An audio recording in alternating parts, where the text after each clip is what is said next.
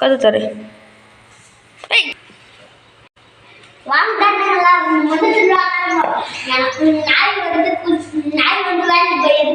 குளிச்சிருக்குது. நான் போய் விஷம் போட்டு வச்சுட்டு வரேன்.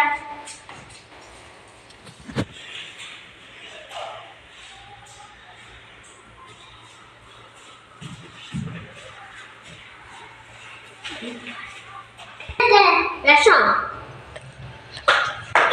விஷத்தை போட்டாரன் அவருக்கு குடிக்காம அவங்க போறாங்க. நான் போய் அப்பா கிட்ட கேட்போம்.